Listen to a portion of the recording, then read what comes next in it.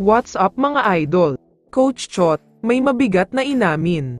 Pero bago mo sana ipagpatuloy ang panonood mo, ay huwag mong kalimutan na mag-subscribe bilang suporta sa aking YouTube channel. Maraming salamat idol. Maraming mga fans ang sobrang nagulat talaga. Matapos mag-announce ang PBA na inaprubahan na ang trade sa pagitan ng tatlong team, binitawan na nga ng Northport ang kanilang superstar at franchise player na si Robert Bolick.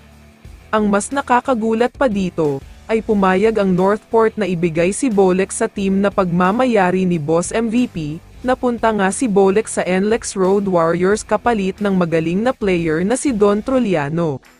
Samantala, ayon naman sa mga source ay pansamantala lang daw itong si Robert Bolick sa NLEX, at pagkatapos ng ilang linggo o buwan ay lilipat at kukunin na daw ito ng TNT Tropang Giga, para mas lalo pang palakasin ang lineup nila. Alam naman kasi nating lahat na wala pa rin si Mikey Williams hanggang ngayon, at hindi natin alam kung kailan nga ba talaga siya babalik, wala pang kasiguraduhan ang comeback ni Mikey sa TNT. Kaya naman ang mangyayari, ay papalitan na ni Bolick itong si Williams bilang kanilang superstar, at si Williams naman ay bibitawan na ng TNT. Inamin na nga rin mismo ni Coach Chot na talagang terminated na daw itong si Mikey sa kanila. Samantala, kung sakaling bibitawan naman ng TNT itong si Mikey, asahan daw nating lahat na ang Hinebra ang talagang magpuporsige na kunin siya, lalo pat medyo tumatanda na ang karamihan sa mga players nila.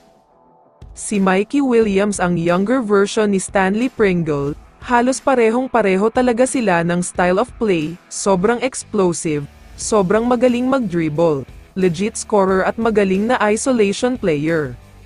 Halimaw talaga silang pareho, kaya naman gustong-gusto daw makuha ng Hinebra si Mikey dahil alam nilang malapit na mag-retire si Pringle, kaya kailangan na daw talaga nilang makahanap ng magaling na player na ipapalit sa kanya.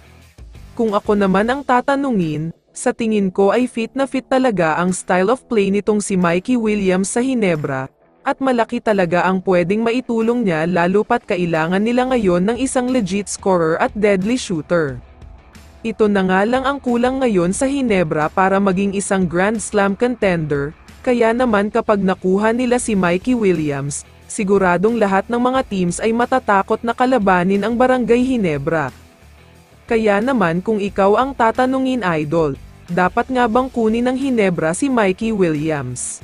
I-comment mo naman ang sagot mo sa tanong na ito. So dito na nagtatapos ang video na ito. Maraming salamat sa pagsuporta at panonood mga idol. Ingat at bye-bye.